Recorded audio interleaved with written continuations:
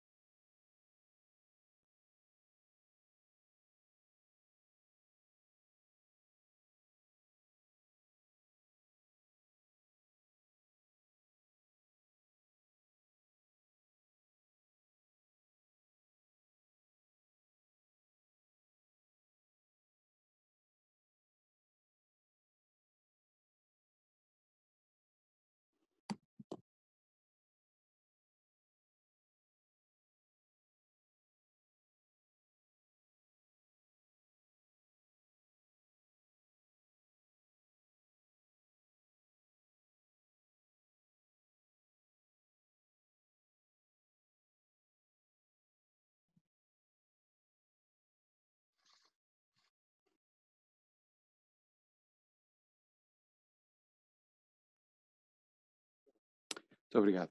Como eu estava a dizer, no momento em que a pandemia começou, em meados de março, o Conselho Estratégico Nacional do PSD definiu que a resposta à pandemia passava por 3 fases. A primeira fase era a fase de emergência económica, e por isso apresentámos um programa de emergência económica no início de abril, logo no dia 3 de abril, com medidas para a liquidez e crédito das empresas e para o rendimento das famílias. Depois, a segunda fase tinha a ver com a recuperação económica, e no início de junho, no dia 4 de junho, apresentámos o nosso programa de recuperação económica. E esse programa foi apresentado ainda antes de ser conhecida a resposta europeia, porque é nosso entendimento que há muitas medidas que podem ser tomadas do ponto de vista do governo e do ponto de vista nacional para retomar a economia, para recuperar a economia e para melhorar a competitividade das nossas empresas, independentemente daquilo que viesse a ser a resposta europeia. E por isso esse programa de recuperação económica que apresentámos no dia 4 de junho é, no fundo, o trabalho de casa que qualquer governo deveria estar a fazer nestes últimos meses para mitigar o impacto económico da pandemia e para recuperar a nossa capacidade produtiva. Adicionalmente a isso, em maio apresentámos um programa de emergência social e depois de conhecida a resposta europeia, apresentámos no passado, dia 5 de outubro, o nosso programa estratégico e de alocação dos fundos europeus. Esse programa é as medidas que nós preconizamos para as reformas estruturais que são necessárias para melhorar a competitividade da economia, para permitir um maior crescimento económico, para combater no fundo as causas, como iremos ver na minha apresentação, as causas da estagnação económica das 2 últimas décadas, bem como os impactos negativos desta crise, e como é que nós alocaríamos os fundos europeus, quer a chamada bazuca os 15 mil milhões, quer o Portugal 2030 com cerca de 29 mil milhões. Dizer também que este trabalho e este programa estratégico contou com a colaboração de mais de uma centena de pessoas, entre as pessoas que fazem parte das coordenações nacionais do Conselho Estratégico Nacional. O CEN está dividido em 15 áreas temáticas, em 15 secções temáticas, que correspondem, grosso modo, às áreas de governação, e cada área temática tem um coordenador e 2 vice-coordenadores. Adicionalmente a estas 49 pessoas, se considerarmos também a direção do CEN, temos um conselho consultivo com 29 personalidades e depois tivemos o contributo de largas dezenas de pessoas que vêm também identificadas no final do documento, e a todas estas pessoas eu quero obviamente agradecer os contributos e as propostas que fizeram.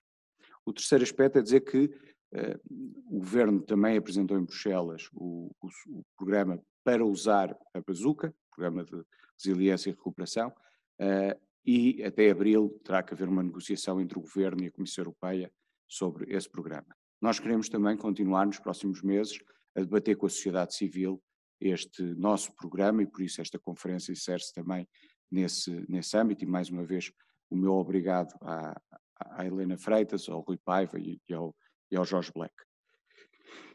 E, portanto, começar por dizer que temos uma... Peço desculpa. Ok, sim. Ok, muito obrigado. A agenda da minha apresentação, e depois eu darei a oportunidade, pedirei a cada um dos 3 oradores, o professor Nuno Fernandes acabou por não poder estar presente, pedirei a cada um dos 3 oradores que faça uma primeira intervenção de 15 minutos sobre o programa, sobre aquilo que consideram que é válido e sobre outras medidas que teriam incluído, obviamente, e depois teremos uma pequena ronda de debate entre nós 4, com 1 hora prevista de terminar pelas 16h45. E, portanto, a agenda da minha apresentação é uma introdução, a nossa visão para 2030, os desafios das políticas públicas, a alocação dos fundos europeus e a governance dos fundos europeus. Portanto, a nossa base de trabalho foi o programa eleitoral do PST de 2019. Eu creio que ficou claro o ano passado que o PST tem uma visão diferente da sociedade e da economia daquela que tem o Partido Socialista, e, portanto, o programa eleitoral foi claramente um momento de clarificação dessas diferenças. Obviamente, adaptámos o programa eleitoral àquilo que são as novas circunstâncias da crise e, obviamente, à alocação dos fundos europeus. Nós partimos de um diagnóstico: quais são os problemas e estrangulamentos da economia portuguesa. Esse diagnóstico depois permite-nos olhar para o nosso objetivo estratégico e para os objetivos operacionais e, em função disso, desenhar 15 desafios das políticas públicas e a respectiva alocação dos fundos europeus a essas medidas e objetivos.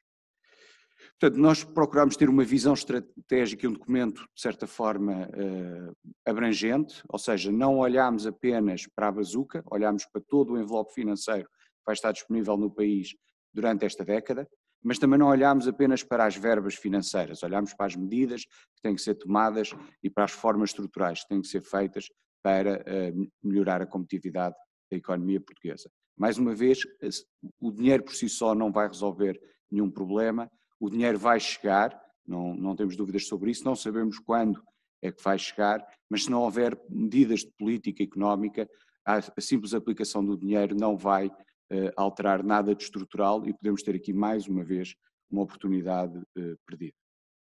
E, portanto, o nosso programa tem um único objetivo estratégico. Já o programa de recuperação económica que apresentámos no dia 4 de junho tinha identificado este objetivo: recuperar a economia e tornar Portugal um país muito mais competitivo e, no médio e longo prazo, um dos países mais competitivos da zona euro.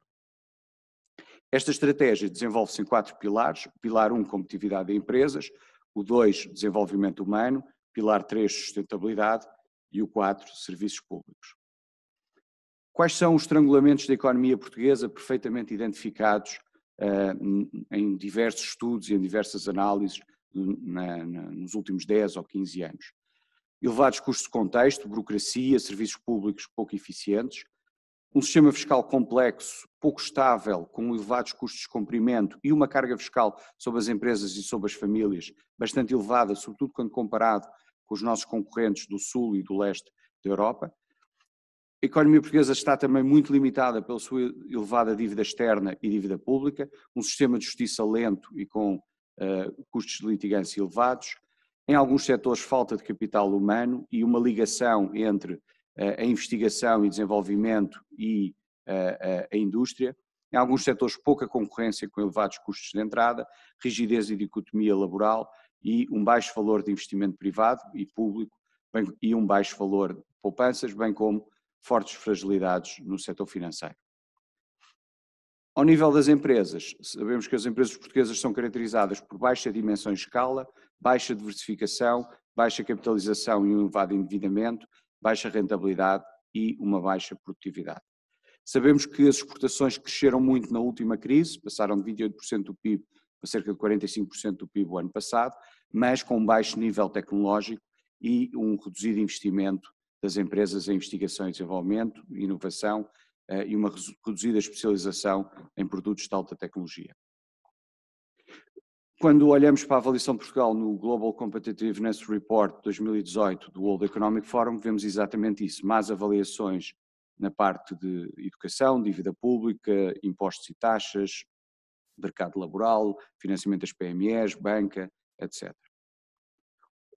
Diga-se que a aplicação da bazuca pressupõe, de acordo com aquilo que a Comissão Europeia tem procurado implementar, que os países tomem medidas que levem e façam reformas estruturais que levem a responder àquilo que são as recomendações do semestre europeu.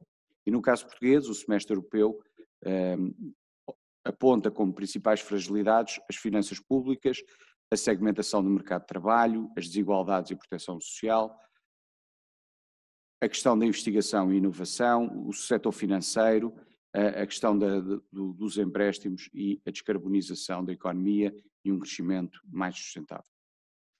E, portanto, estes 4 pilares compõem-se depois em 15 desafios que abarcam as políticas públicas e que procuram responder àquele objetivo estratégico de tornar a economia portuguesa muito mais competitiva e uma das mais competitivas da zona euro. Esse objetivo estratégico tem um conjunto de objetivos operacionais, colocar as exportações em 60% do PIB em 2030, uma pequena economia aberta como Portugal dificilmente é sustentável se não tiver um nível de exportação bastante elevado. Todos os nossos concorrentes, com exceção da Grécia, têm níveis de exportação bastante acima dos 60% do PIB. Ter contas externas equilibradas, reduzir a dívida pública para cerca de 80% do PIB até ao final da década, portanto é cerca de 2030, aumentar o investimento privado e público até 25% do PIB em 2030, atrair um elevado investimento direto estrangeiro, nomeadamente em grandes projetos âncora, possam ser game changer da indústria portuguesa, reduzir o desemprego e reduzir as desigualdades e combater a exclusão e a pobreza. O primeiro e o segundo desafio do ponto de vista da alocação das verbas europeias estão juntos, é o desafio da economia competitiva e da transição digital. Nós depois temos um conjunto de medidas e de programas e estes dois desafios, a nosso entendimento, deveriam ser alocados na soma dos dois programas, cerca de 13 mil milhões.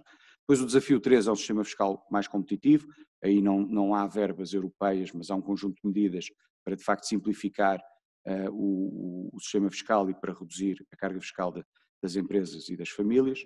O desafio 4 é o desafio da educação, da ciência e da tecnologia. Temos um conjunto de medidas, quer para a educação a nível básico e secundário, quer do ponto de vista da educação profissional, quer ainda da ciência e ensino superior e a ligação entre a investigação e desenvolvimento e a inovação e as empresas. E aqui temos uma alocação total entre os dois programas de cerca de 5,5 mil milhões de euros.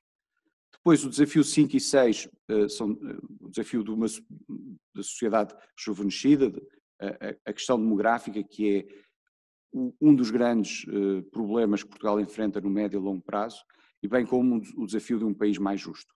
E aqui temos um total de 900 milhões de euros, onde a principal medida é uma cobertura total de primeira infância no final desta década, permitindo assim um instrumento relevante para o aumento da natalidade. Depois, no terceiro pilar, temos o desafio da transição energética, um programa muito ambicioso de eficiência energética, cobrindo 150 mil habitações de famílias de menores rendimentos, bem como os edifícios públicos e a descarbonização da indústria. As interligações elétricas com França, a melhoria da eficiência energética dos parques industriais, programa de Smart Grids e a eficiência dos sistemas de água e saneamento, no total de 4,9 mil milhões de euros. Depois o desafio 8, um território mais coeso. O cadastro geográfico é absolutamente essencial para as políticas públicas. Nós tomamos muitas decisões de políticas públicas sem conhecer efetivamente em detalhe o território. Depois programas hídricos, de valorização da floresta, património histórico, num total de 2,2 mil milhões de euros. O desafio 9 é uma economia que aproveita os recursos endógenos. Nós entendemos neste programa que não deve haver clusters de dizermos quais são os setores em que a economia portuguesa deve apostar, se é o A, se é o B, se é o C. Fazemos aqui uma exceção que tem a ver com os recursos endógenos.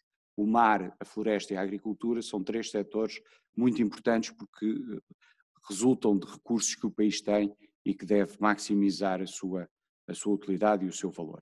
E, portanto, temos um conjunto de medidas para o setor agrícola e também de medidas para o setor do mar, nomeadamente o Programa Nacional de Investigação e Desenvolvimento do Mar, um programa de reestruturação da frota pesqueira, um Programa Nacional para a Literacia do Mar, num total de cerca de 4,3 mil milhões de euros.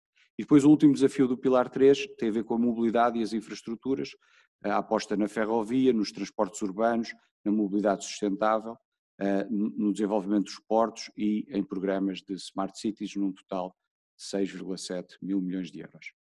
O último desafio é os serviços públicos, uma administração pública de excelência, qualificar e modernizar a administração pública, no fundo, na segurança social, na saúde e na gestão orçamental, fazer o desenvolvimento tecnológico e de processos que de certa maneira foi feito na autoridade tributária nestes últimos 20 anos, reduzir o prazo de pagamentos a fornecedores para 30 dias. O desafio 12, uma justiça mais célere, com a requalificação e modernização da justiça, reformar o regime de insolvências e recuperação de empresas, digitalizar e reforma tecnológica da gestão dos tribunais. E aqui temos 550 milhões de euros. Depois, desafio 13, finanças públicas equilibradas, contas públicas estruturalmente equilibradas e uma redução da dívida pública para cerca de 80% do PIB em 2030 e reduzir a despesa corrente primária, ou seja, a despesa sem os juros e sem o investimento, para cerca de 35% em 2030.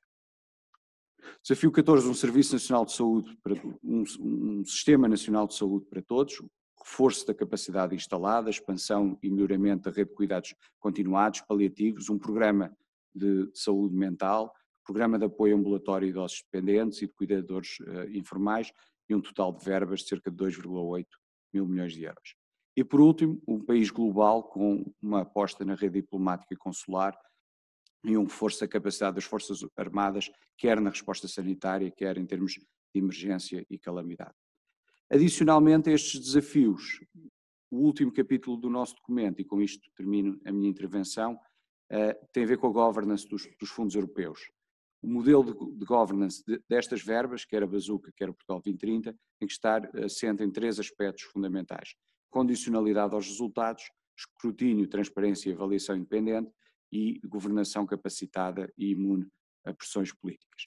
Isso passa por um conjunto de princípios: contratualização dos resultados, transparência, coordenação dos investimentos, simplificação, valor acrescentado, competitividade e sustentabilidade, coesão territorial, avaliação, capacitação e integridade.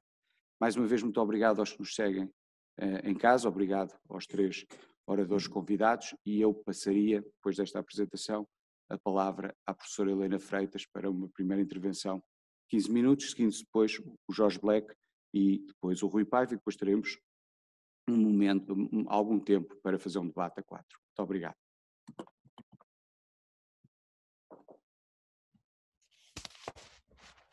Muito obrigada, professor Joaquim Sarmento. Não sei se me estão a ouvir. Sim? Julgo que me estão a ouvir. Sim, muito bem, muito obrigada. Eu então começo por expressar os meus agradecimentos também ao professor Joaquim Sarmento pelo convite. me endereçou, portanto, no sentido de fazer aqui uma apreciação breve deste documento que coordenou, portanto, eu não o conhecia, tive a oportunidade agora de o ler. Muito obrigada também por esta oportunidade e pela partilha que posso hoje fazer.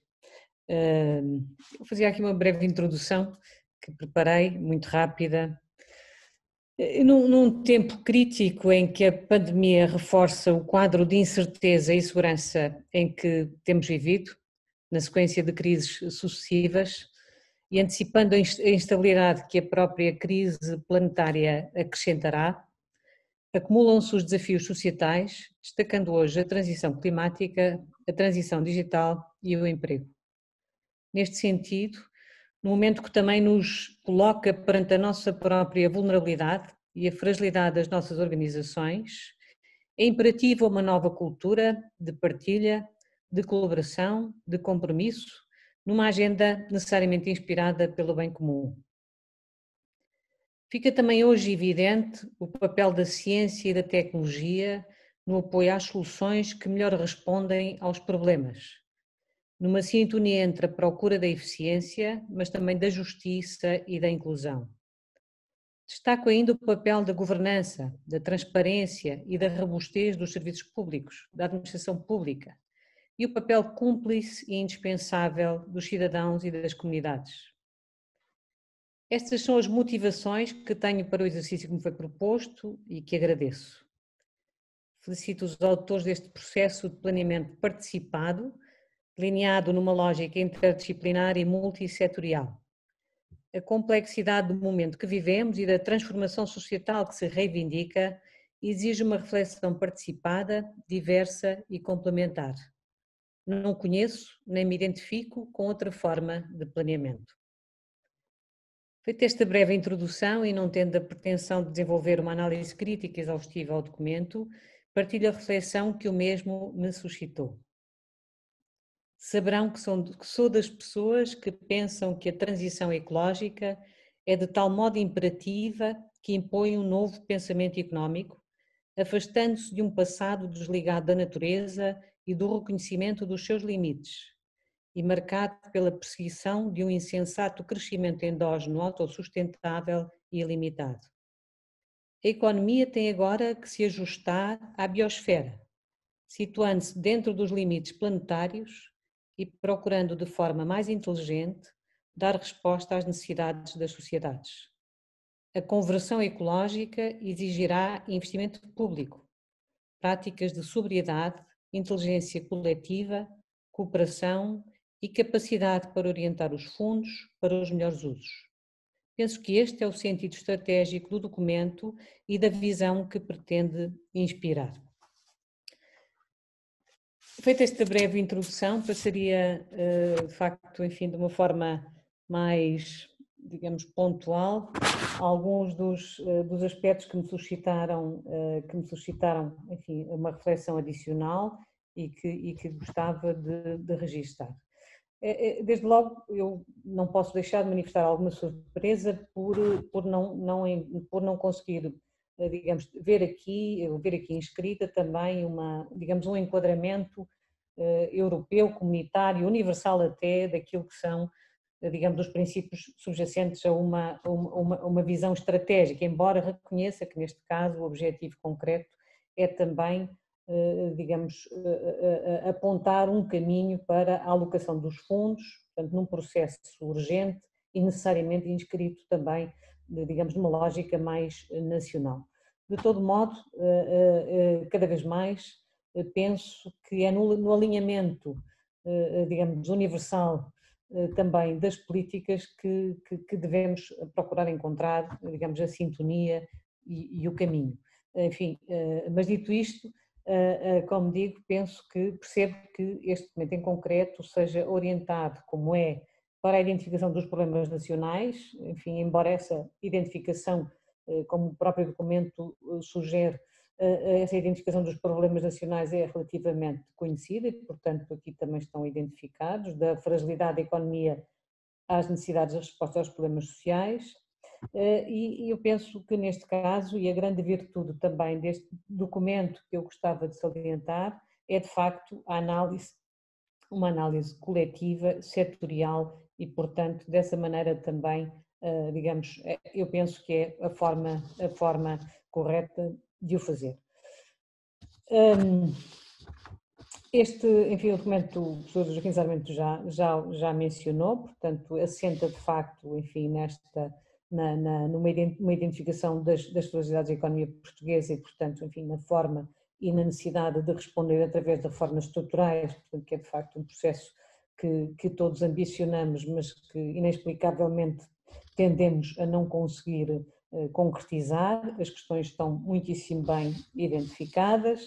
Por outro lado, também aponta-se aqui para uma estratégia de desafios às políticas públicas, o que também me parece muito bem desenhado à volta, de facto, de 4 pilares, neste caso da economia das empresas, da transição digital e do sistema fiscal, no pilar 1 da competitividade das empresas, um pilar 2, desenvolvimento humano, a sociedade e um país mais justo, o pilar 3 da sustentabilidade, da transição energética, de um território mais coeso, os recursos endógenos e a mobilidade, e o pilar 4 à volta, de facto, da necessidade de um reforço e de um olhar sobre a administração pública que, enfim, que tardava em acontecer e que é da maior importância e todos hoje percebemos, de facto, a necessidade e, sobretudo e particularmente nesta transição, de termos de facto um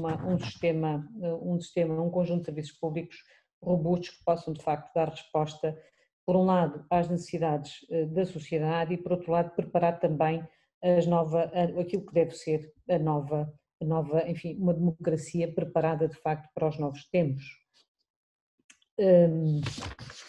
Eu, enfim, gostaria de identificar, penso que a melhor forma de o fazer é através da identificação de alguns dos programas aos quais gostaria de dar destaque, portanto, enfim, passava rapidamente dos estrangulamentos da economia portuguesa, eu penso que estão também, enfim, eu julgo que enfim, há outras pessoas que o farão seguramente melhor do que eu, portanto, mas eu destacaria de facto a nossa fiscalidade, o nosso sistema fiscal, a burocracia dos serviços públicos e de facto a justiça, enfim, que são de facto questões que nos preocupam coletivamente e que são de facto, enfim, questões da maior relevância. Enfim, as questões de facto e também com grande preocupação, eu gostava de destacar a falta de capital humano qualificado e, portanto, esta questão, a par da condição demográfica, é de facto uma situação problemática e isto cruza inevitavelmente com a assimetria territorial, portanto, que o país enferma, portanto, enfim, é muito complexo e tornar-se-á cada vez mais complexo preconizar soluções de desenvolvimento e alternativas de desenvolvimento no conjunto do território nacional com a preparação dos recursos humanos que temos, portanto este é um desafio enorme e que se acentuará com a transição digital. Este propósito eu farei um comentário mais à frente. A questão do investimento privado, também um dos fatores que tem promovido muitas assimetrias que o país mantém. Enfim, a questão das empresas, da nossa dimensão, do endividamento e da baixa rentabilidade, da baixa produtividade, são fatores que de facto permanecem e tornam de facto difícil, enfim, apostar, enfim, por exemplo, nas exportações, mas um sinal positivo que de facto o país tem conseguido revelar, mas mais uma vez as exportações estão inevitavelmente, digamos, condicionadas exatamente pela preparação dos nossos recursos humanos, porque é preciso de facto acrescentar valor e valor acrescentado passa necessariamente pela preparação também tecnológica e científica dos nossos recursos humanos e das nossas empresas, das nossas organizações, portanto, e da própria administração pública, que, enfim, há de facto aqui uma rede de qualificação que é preciso estruturar.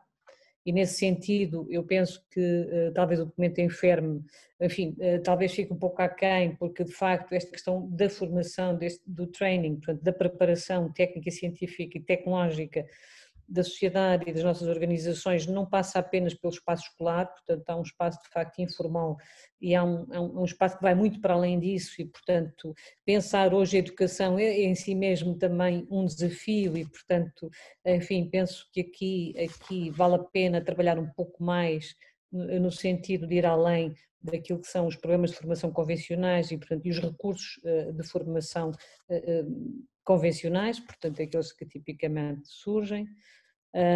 Enfim, eu passaria às reformas estruturais, porque há pessoas com maior competência que eu, seguramente, para abordar esta questão, e passaria rapidamente aqui alguns dos programas, onde eventualmente também a minha presença aqui passará exatamente pela identificação de alguns destes programas que me dizem mais, ao nível, evidentemente, do pilar 1 da competitividade das empresas.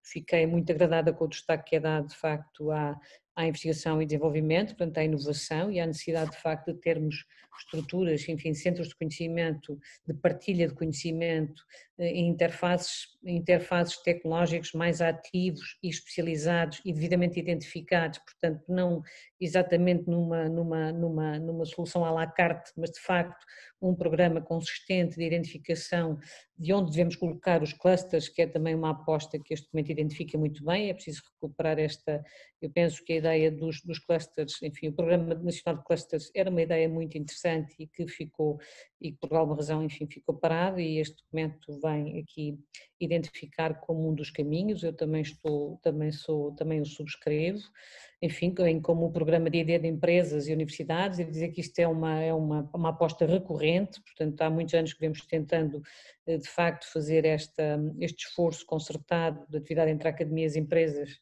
inclusive até ao nível da formação de recursos humanos, mas de facto o êxito tem ficado muito aquém, digamos, do investimento, provavelmente porque um dos problemas que nós temos neste tipo de investimento, sobretudo no investimento na ciência, é também uma tendência para uma falta de estabilidade dessas propostas, e portanto nós de facto precisamos de contratualizar estes programas de investimento e termos mais consistência, portanto apostar de facto nos investimentos de longo prazo que apontam para alguma confiança do próprio sistema, e portanto e o próprio Sistema Científico e Tecnológico Nacional precisa dessa confiança, e portanto nesse sentido também estão aqui identificados, há aqui um caminho que é muito bem identificado, são várias o que é o investimento ID, portanto conseguirmos atingir os 3% do PIB em 2030, portanto isto é um objetivo que a comunidade científica vem reivindicando e bem, portanto isto seria de facto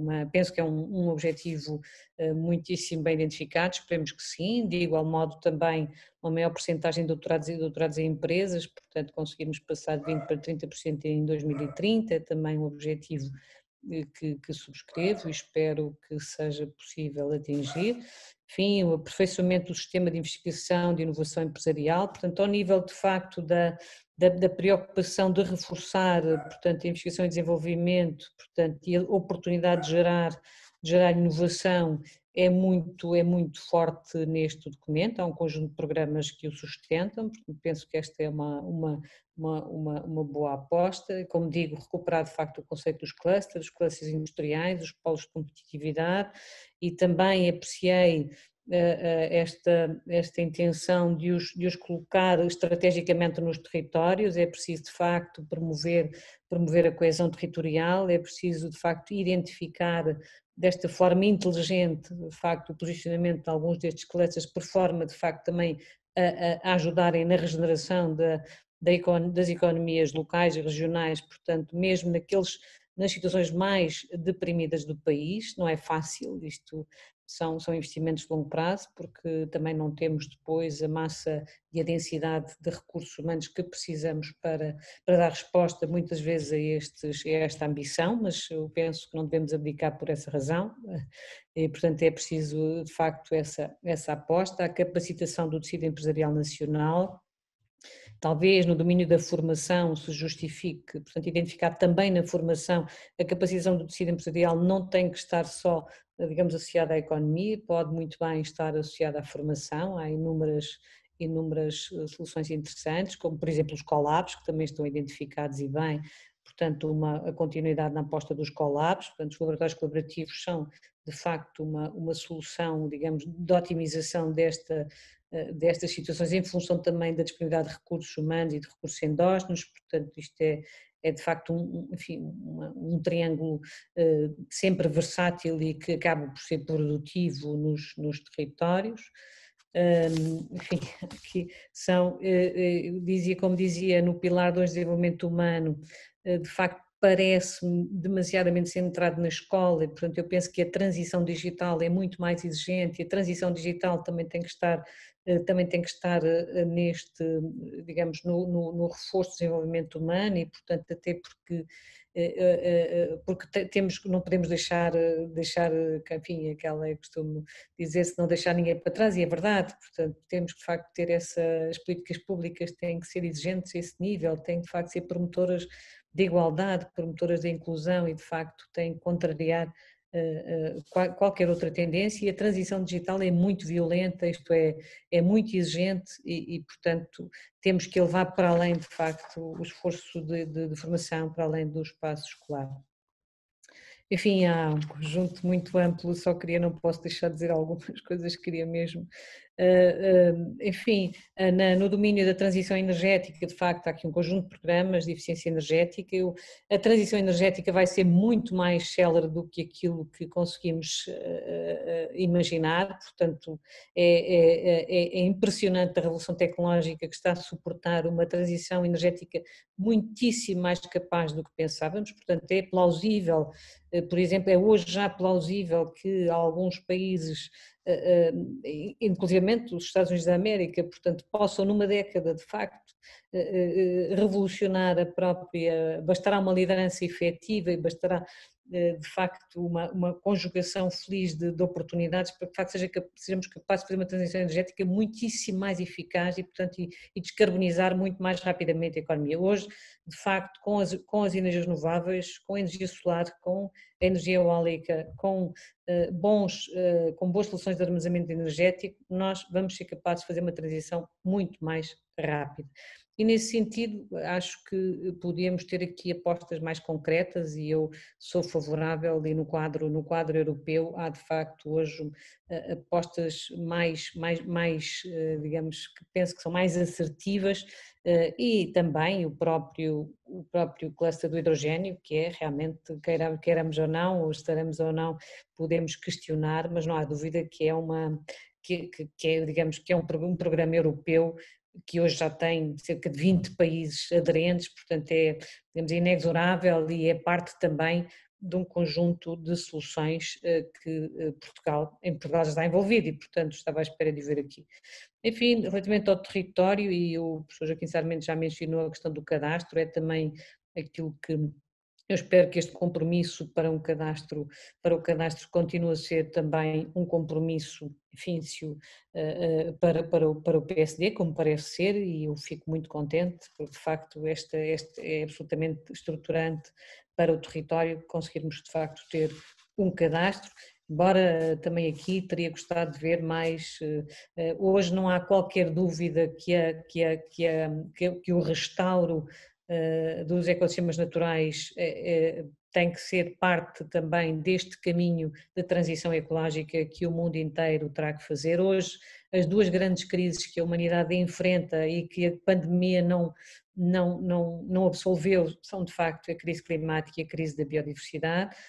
Cada vez mais as soluções da própria economia estarão inerentemente associadas às questões de facto da natureza e dos recursos naturais, e Portugal beneficia tremendamente, a economia portuguesa beneficia tremendamente desse legado extraordinário que tem, portanto, enfim, penso que no domínio da biodiversidade poderia ter sido feito um exercício mais, assim, mais robusto, enfim, mas por outro lado, já no que diz respeito, por exemplo, às smart cities e ao papel da cidade e ao papel estruturante da cidade nos territórios, há aqui um conjunto de programas muitíssimo interessante e que eu penso que pode ser muito inspirador, portanto, eu também me parece que a realidade urbana nas suas diferentes dimensões é da maior importância para estruturar os territórios e, portanto, eu aqui julgo que há um trabalho interessante também que foi feito.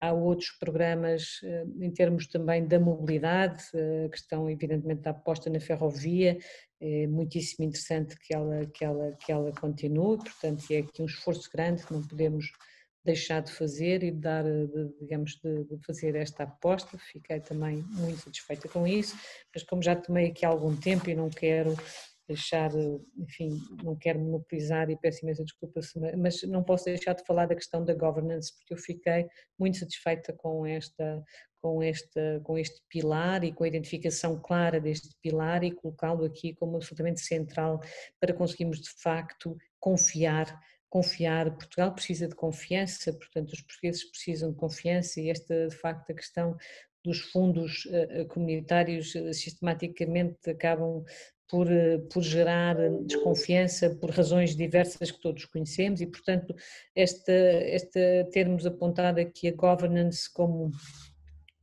absolutamente, e a transparência, uma avaliação independente, capacitada, portanto, baseada, enfim, num conjunto de princípios.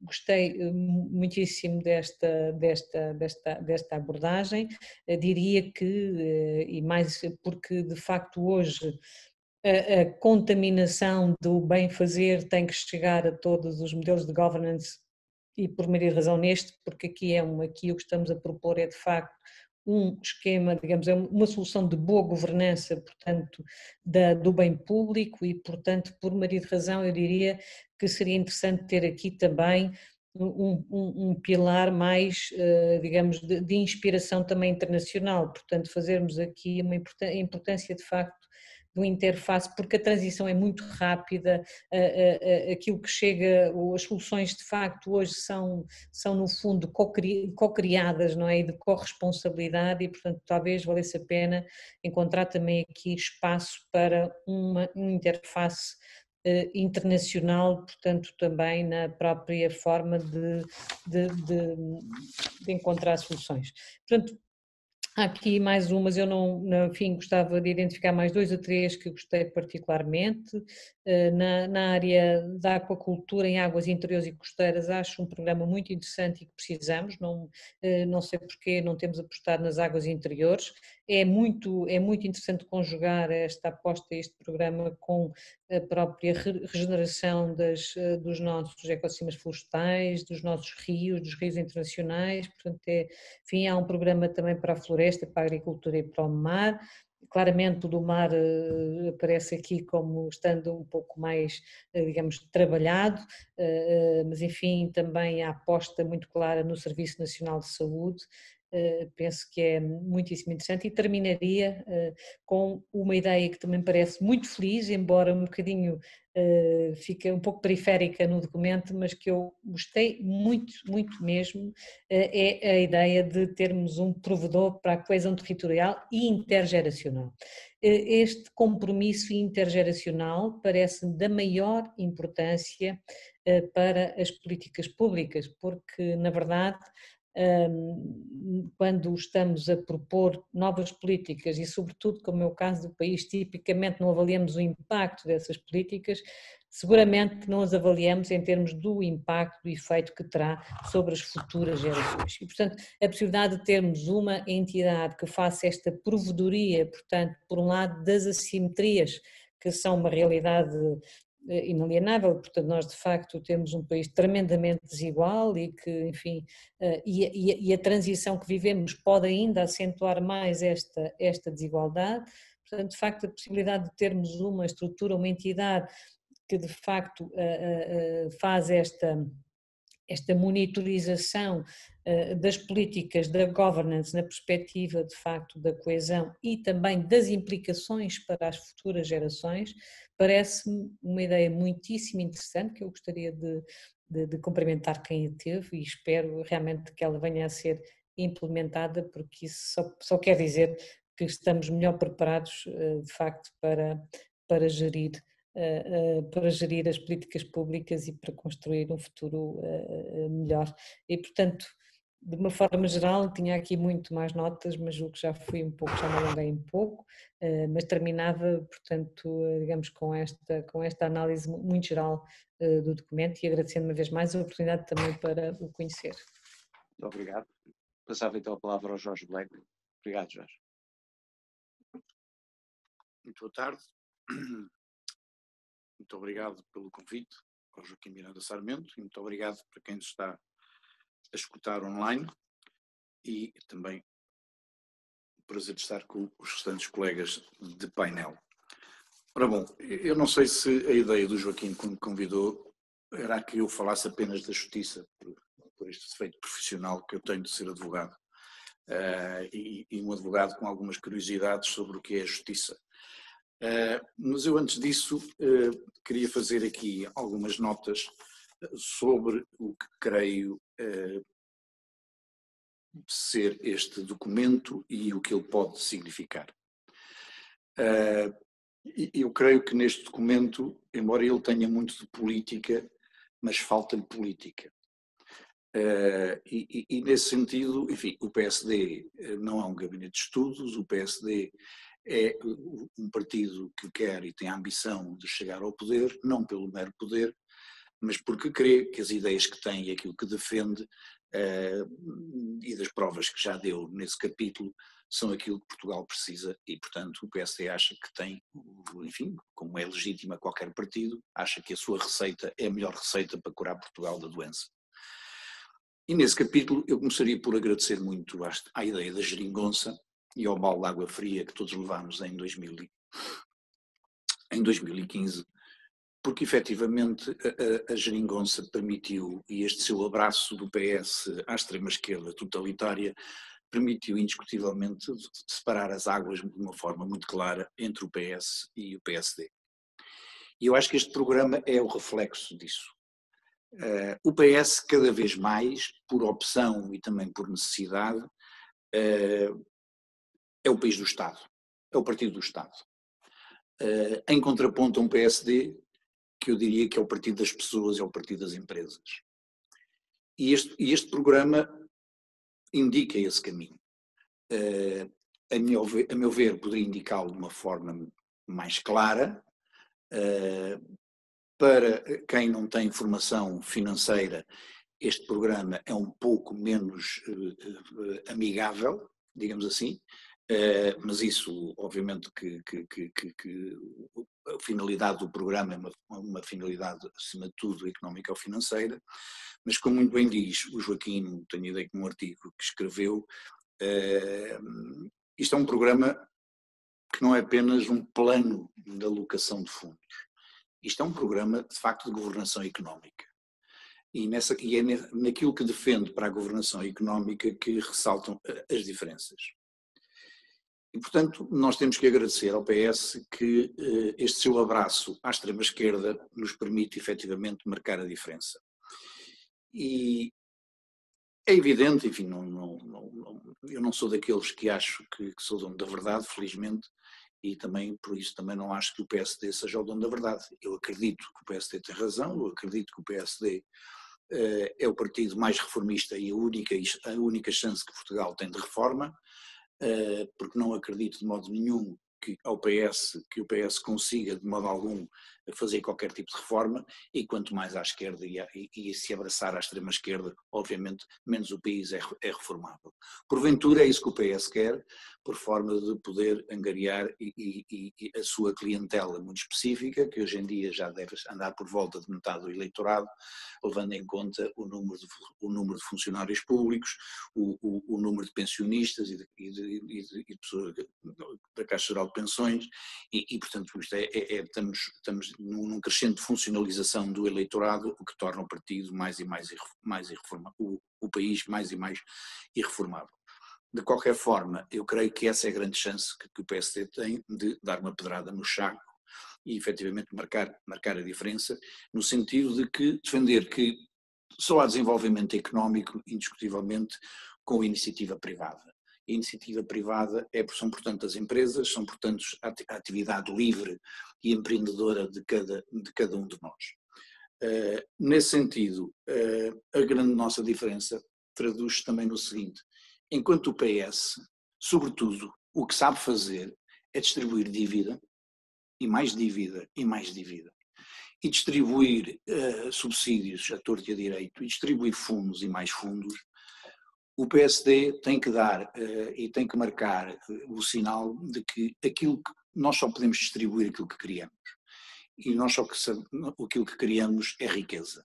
E, portanto, o aspecto fundamental de qualquer programa, seja ele de governação económica, com fundos ou sem fundos, deve ser o que é necessário para nós criarmos mais riqueza. O país cresceu nos últimos 20 anos uma média de 0,6% por ano. Isto é inqualificável. Estamos com um PIB per capita em termos de paridade de poder de compra dos mais baixos de sempre. Isto, enfim, pelo menos desde 2000. Isto é inqualificável. A governação socialista, largamente maioritária nos últimos anos, é de resultados que envergonham. Só que o país está adormecido e o país não vê. É a oportunidade de, nesse sentido, o PSD mostrar e trazer cá para fora aquilo que é o cadastro, indiscutivelmente, do Partido Socialista e do socialismo na governação de Portugal. Criar riqueza é a única forma de podermos, sem dívida, ou cada vez com menos dívida, nós efetivamente conseguirmos a distribuir. O PSD é um partido social-democrata, com diversas leituras sobre o que será hoje a social-democracia, indiscutivelmente, mas com uma base comum, que é igualdade de oportunidades e proteção social dos mais desfavorecidos. Não para congelar a sua posição na sociedade, mas sim como uma aposta inevitável e importantíssima de mobilidade social que está em Portugal congelada há anos e anos e anos devido à governação socialista. O PSD é um partido das empresas, o PSD é um partido das pessoas e da livre iniciativa, e é isso que nós devemos defender, e é isso que este programa tem que traduzir. E, portanto, o foco deste programa no que respeita à alocação dos fundos comunitários, e com clara distinção daquilo que o PS propõe, não devem ser nem os tradicionais investimentos públicos no botão ou grandes obras públicas, nem o investimento público não reprodutivo, deve ser absolutamente focado naquilo que as empresas, naquilo que todos os agentes económicos que criam riqueza precisam. E aí há uma panóplia enorme, enfim, que os meus colegas de painel estarão muitíssimo melhor habilitados do que eu para falar, mas são questões que têm que ver com talvez dois problemas-chave da economia portuguesa: a produtividade e a competitividade. Eu creio que, enfim, o Joaquim depois esclarecerá, eu estava à espera de ver mais sobre a produtividade neste programa. A produtividade exige efetivamente medidas, à cabeça, a meu ver, a qualificação das pessoas. Nós temos um sério déficit de qualificação das pessoas. Não obstante a grande melhoria que foi feita há 20 anos a esta parte relativamente ao abandono escolar, nós continuamos a ser um dos 3 piores países em termos de percentagem da população ativa dos 25 aos 64 anos que tem o ensino secundário. Isto é uma vergonha que nos deve, que me lembra que quando aos meus 20 anos assisti ao 25 de Abril, com muita alegria e muita esperança, aquilo que se dizia do que tinha sido o Estado Novo relativamente ao analfabetismo no país. Hoje em dia, com a cabeça mais fria e com menos demagogia, nós sabemos uma coisa: Portugal, até ao 28 de maio de 1926, o nível de analfabetismo era de 75%. Portugal chegou, e todos nós conhecemos, e quando viajamos pelo país e pelos interiores e pelas mais remotas aldeias, vemos as escolinhas do Estado Novo. Das poucas coisas que o Estado Novo conseguiu, para além de nos pôr numa situação de dívida bastante confortável, foi efetivamente foi melhorar substancialmente estes rácios. Todavia, ainda assim, chegámos ao 25 de Abril, porque o Estado Novo se limitou à escolaridade mínima, à antiga 4ª classe, hoje 4º ano, chegámos ao 25 de Abril com uma situação dramática, em que efetivamente tínhamos bastante mais alfabetizados do que tínhamos do que tivemos até o final da Primeira República, mas em termos de ensino secundário e de formação, eu diria, básica, ainda estávamos muito longe.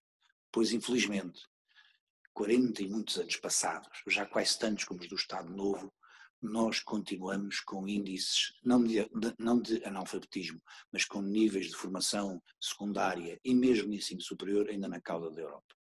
Isto não pode acontecer e temos que atacar estes problemas.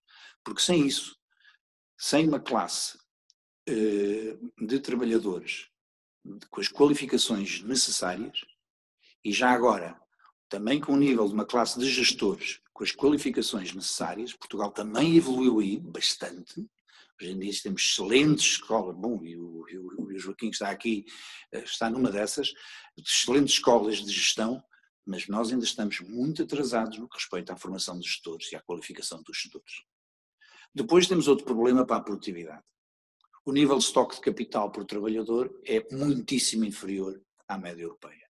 Ou seja, o capital investido nas empresas por trabalhador é muitíssimo baixo. Portugal não tem capital, os empresários portugueses não têm capital. Como é que vamos resolver isto? Aquilo que tem acontecido e que temos vindo é uma venda crescente e avassaladora, eu diria, de venda de bens ao estrangeiro.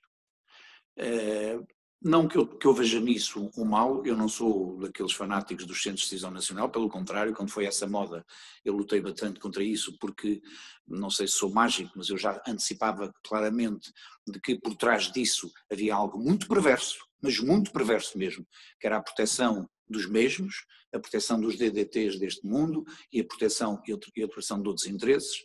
Infelizmente isso veio-se a confirmar e veio-se a confirmar da pior maneira, com destruição brutal de valor, como foi o caso do BES, como foi o caso da PT, como foi o caso de outras empresas. E não sou, portanto, um grande adepto disso, mas não deixo de dizer que não tenho a certeza, se tivesse formação específica talvez tivesse mais certezas nesse capítulo, mas estou longe de ter a certeza de que a propriedade das empresas ser nacional é por si só um fator positivo.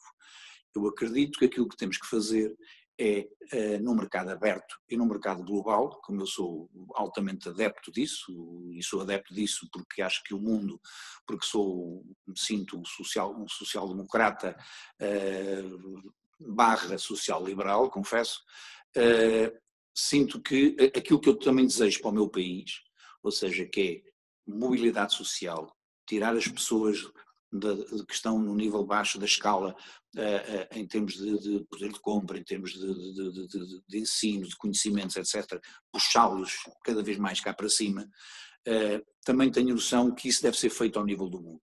Isso é a coisa que eu acho, embora sei que não está na moda, que a globalização fez, foi puxar exatamente tirou muita gente, muitos milhões de pessoas da pobreza.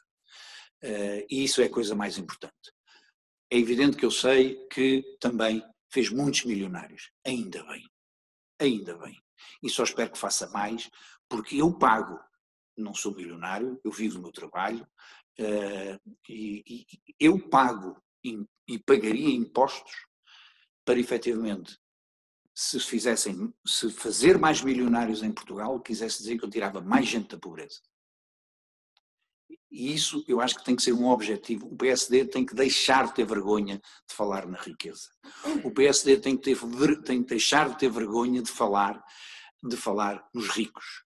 O PSD tem que deixar de ter vergonha de falar no lucro, no que é importante o lucro, porque é o lucro que permite, pura e simplesmente, as empresas gerarem mais riqueza e com mais riqueza as empresas pagarem melhores salários e com melhores salários as pessoas viverem melhor e ao viverem melhor e terem melhores salários pagarem mais impostos e nós podemos redistribuir e puxar cada vez mais pessoas que estão em baixo na escala social, puxá-las cada vez mais para cima, dando-lhes melhor educação e dando-lhes melhores perspectivas e melhor futuro. Isto para mim é muito claro, eu quero isso para o meu país e quero isso também para todo o mundo. Ora bom, relativamente a outros aspectos que produtividade e competitividade, enfim, havia aqui muita coisa para dizer, muitíssima mesmo, mas eu vou-me focar naquilo que agora é talvez a expectativa do Joaquim e falar-vos relativamente nesta perspectiva de o que é que quem cria riqueza precisa. E ia-vos citar aqui um estudo impressionante, absolutamente impressionante, que o Instituto Nacional de Estatística, que resulta de um inquérito que o Instituto Nacional de Estatística fez a empresas portuguesas e que lhes perguntou, essencialmente, sobre os custos de contexto. Quais são para vocês os custos de contexto? E o Instituto Nacional de Estatística definiu, e foi esses parâmetros que definiu aos empresários que responderam, cerca de 9 temas. E esses temas são essencialmente os seguintes, que eu vou passar a ler. Portanto, início de atividade, licenciamentos, indústrias de rede, que devem ser entendidos como as utilities, digamos assim, portanto a eletricidade, a água, o gás, etc. Financiamento, o sistema judicial, o sistema fiscal, a carga administrativa, as barreiras à internacionalização e os recursos humanos. E surpresa das surpresas, o fator que os empresários, que as empresas responderam como sendo o principal obstáculo ao desenvolvimento da sua atividade foi precisamente o sistema judicial. 44,7% desse estudo aponta o sistema judicial como um dos principais bloqueios à dinamização e ao funcionamento da atividade das empresas.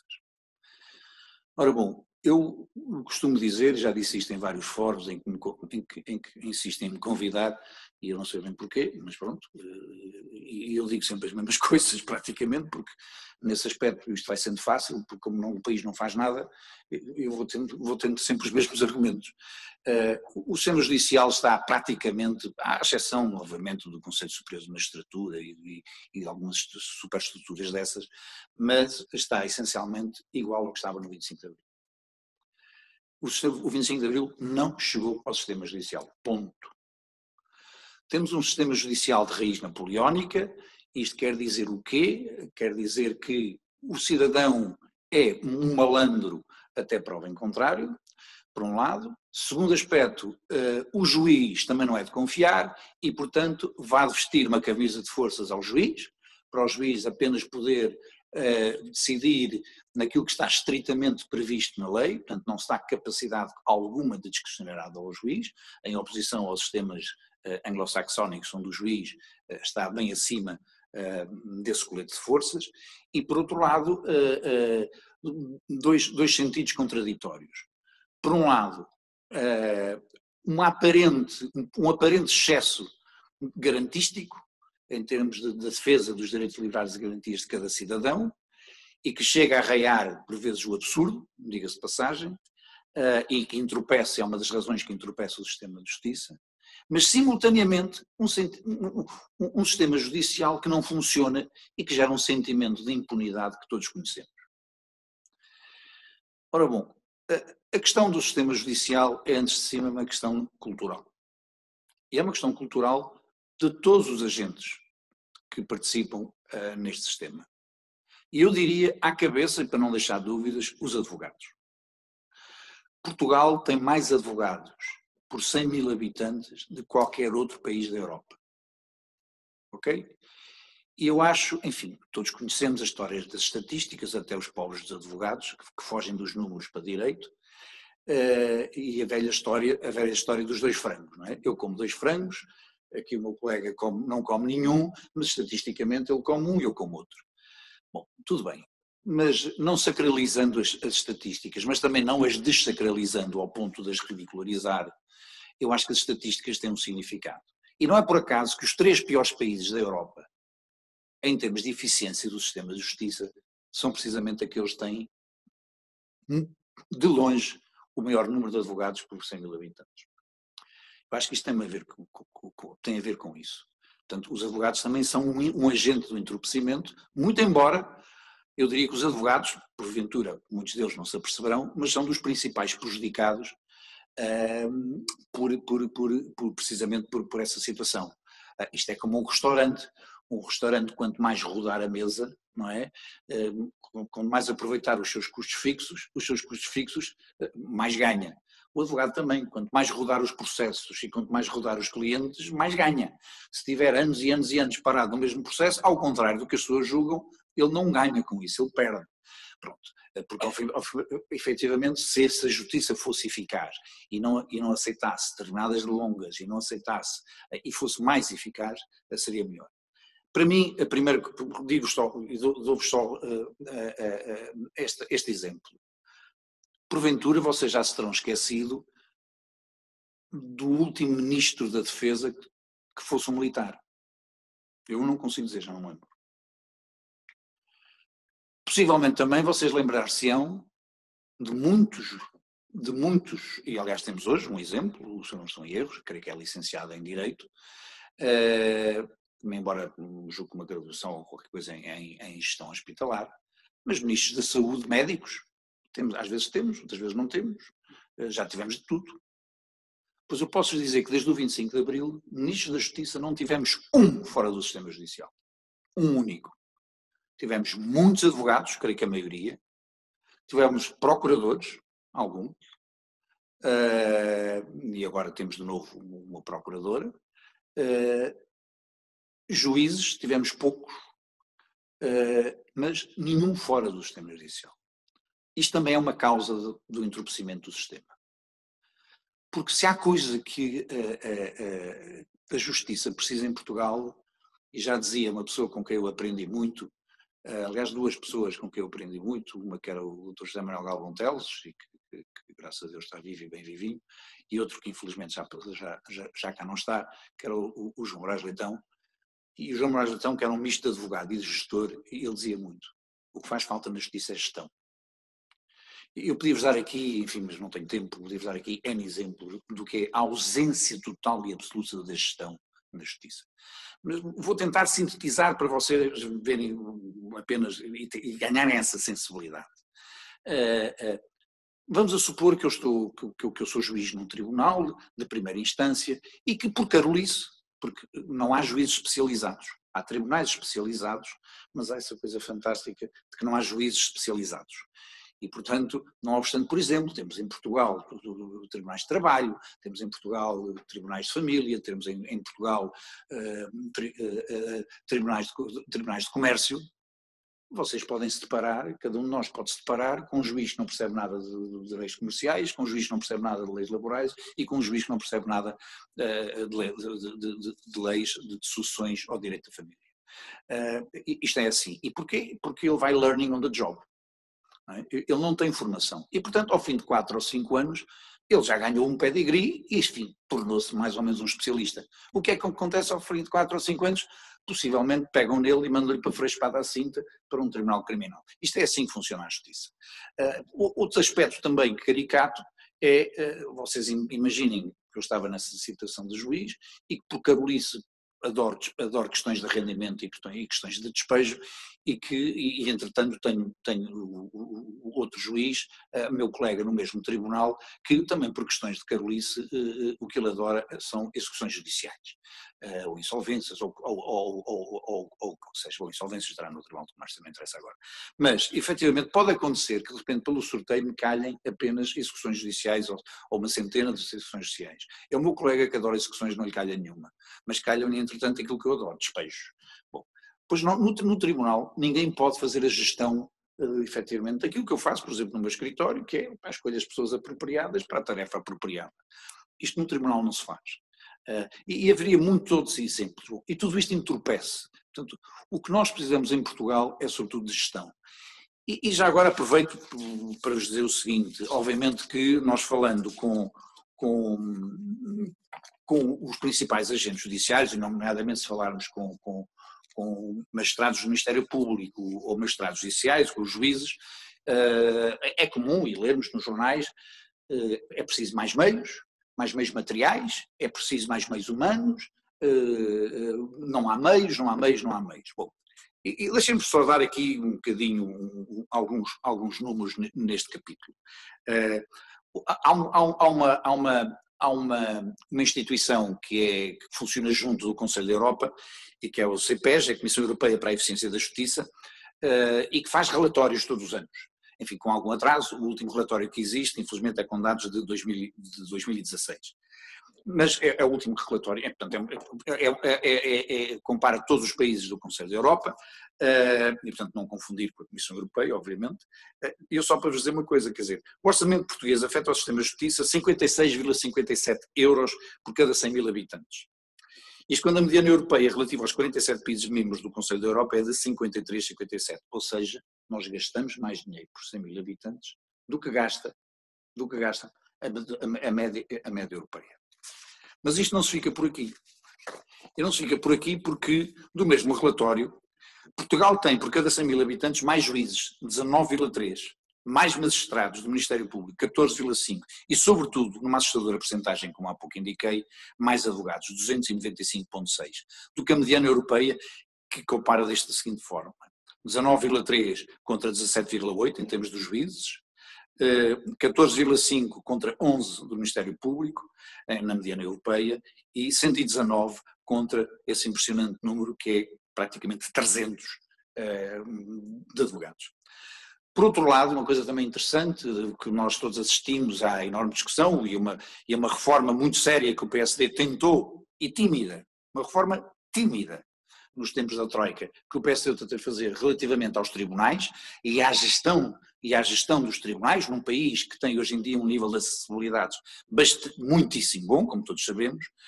Por 100 mil habitantes, Portugal, as localizações geográficas dos tribunais em Portugal eram em 2016 de 2,5 acima da mediana europeia, que é de 1,6. Ou seja, nós temos muito mais tribunais, muito maior a pegada de tribunais pelo território do que tem a mediana europeia. Portanto, Portugal afeta a justiça mais dinheiro, mais meios humanos e materiais que a mediana europeia. E daqui eu diria, necessariamente tem que ser uma coalição. Nós não precisamos nem de mais recursos, nem de mais dinheiro. O que é que nós precisamos? De alocar melhor os recursos e alocar melhor o dinheiro. Porque pode acontecer que de repente nós tenhamos na Polícia Judiciária um departamento ao nível da corrupção ou do que seja mal provisionado em termos de dinheiro, mal provisionado em termos de recursos humanos, e ao lado tenhamos num tribunal não sei onde, gente a mais, gente etc, etc. Falta-nos gestão. Obviamente que perante isto e perante estes números nós devíamos dizer, bom, está bem, ok, tudo bem, a gente está a isso, mas as coisas estão bastante melhores e temos níveis de eficiência, que nos põem claramente no pelotão da frente. Não, é que isso é que é contraditório. E isto estatisticamente é fácil de provar. Nós, à medida que vamos pondo mais meios, sejam humanos, sejam materiais, na justiça, a justiça vai piorando. Onde é que nós melhoramos alguma coisa, efetivamente, mas melhoramos muita coisa naquilo que os portugueses é mestre, que é golpes. E o que é o golpe? Essencialmente é tirar da jurisdição dos tribunais determinadas matérias. Bom, ok, vou terminar. Por último, tendo nós o terceiro maior número de operadores judiciários no cômputo dos países analisados pelo Conselho da Europa, nós infelizmente podemos dizer que temos o terceiro pior lugar relativamente à eficiência do sistema. Isto é, o número de dias necessários para que um processo transite em julgado. E isto passa-se nas jurisdições civil, na jurisdição administrativa e na jurisdição criminal. Na administrativa, então, a diferença é muito simples. É de 911 dias, repito, 911 dias, a média na primeira instância, contra 241 da mediana europeia. Não vos vou amassar mais, mas dir-vos o seguinte: na justiça nós temos de ter um choque de gestão muito sério mesmo. E eu só ficarei contente quando ver um engenheiro ou um gestor como Ministro da Justiça. Até lá, não acredito.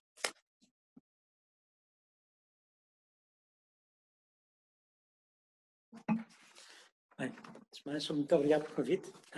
Vou tentar ser um bocadinho mais sucinto. Não sou advogado, sou matemático, portanto talvez ajude um bocadinho. Vai ter aí aqui uma das primeiras coisas para pôr no programa, que é haver números cláusulas de pessoas licenciadas em Direito no próximo governo, porque acho que provavelmente torna uma coisa mais eficaz. Não melhor, mas eventualmente mais eficaz. Bem, pegando um bocadinho, sobretudo num dos pontos principais que o Jorge evidenciou, eu também me revejo bastante nisso. O principal objetivo tem que ser a criação de riqueza, só assim se pode distribuir. Portanto, quando não há dinheiro, há obviamente um problema e para além do problema, acresce que a solução tem passado ao longo destes anos todos por acrescentar dívida. E, portanto, a solução não será por aí. Por isso eu diria que a primeira coisa que eu acho que falta acrescentar, ou eventualmente está, mas não, é explicar, para dar isto tudo, o que é que eu tenho que fazer para poder dar. Porque eu acho que as pessoas têm que ter a consciência que primeiro temos que sofrer para depois poder crescer. E isto tem que ser evidenciado. Até para dar credibilidade. Por isso mesmo eu acho que a primeira parte tem que ser sobre o que é preciso de reestruturar e o que é preciso redimensionar. Como dizia um bocadinho o Jorge, que é, eu tenho quase a certeza que na verdade as coisas existem e não estão nos sítios certos. Um exemplo, que depois eu vou passar aqui mais à frente, mas já vou falar sobre ele, eu acho que obviamente a coisa mais importante passará pela educação, porque ela depois determina tudo o resto. Mas como dizia o Jorge muito bem, que é porque é que uma pessoa faz um conjunto de coisas que não gosta muito, enquanto existem coisas possíveis que pode fazer que gosta muito, e quando fazemos o que gostamos muito, fazemos melhor, não é? E portanto uma das coisas que me parecia a mim muito evidente é que na educação a primeira coisa que temos que fazer logo no ensino primário é dividir os professores. Os professores por natureza, uns têm apetência para ciências e outros têm apetências para não ciências. E os alunos hoje em dia, quando são ensinados com um único professor numa mesma matéria, tendo ele uma base normal de alguma das coisas, vai ensinar sempre aquela coisa que sabe mais facilmente ensinar. Na verdade, os professores de ensino primário, por natureza, são pessoas muito mais de letras, menos de ciências, e isso tem feito com que os alunos depois se sintam tão mais à vontade naquilo que os números começam a ser sempre um problema. Eu diria que há uma coisa sem aumentar o dinheiro, custo, é segmentar os professores, e os alunos da primária passavam a ter pelo mesmo custo, mas passavam a ter 2 professores em vez de ter um, e passam a ter um professor que lhes dá só ciências e um professor que só lhes dá letras. Para que o aluno, quando chegar ao momento seguinte de escolher quem escolher, não escolhe por medo, mas escolhe pelo que gosta, que faz toda a diferença. E isso porquê? Porque o passo seguinte, e para mim, na minha perspectiva, o passo seguinte é nós dotarmos as nossas pessoas de valências que não são só aquela que nos estão a levar a isto, que é sermos o país que tem mais pessoas sempre licenciadas em não ciências. Por isso, seguindo só, para voltar então ao raciocínio, eu diria que primeiro reestruturar, redimensionar e explicar o porquê, e daí leva-nos a uma coisa que é quais são então os ganhos que tenho para poder aplicar, partindo do princípio que posso não criar riqueza, e se não criar riqueza então nesta reestruturação, neste dimensionamento, como é que eu faço não criando a riqueza, sendo que a riqueza será então o adicional que nós podemos então poder aplicar. Esse primeiro ponto 1, portanto, a base.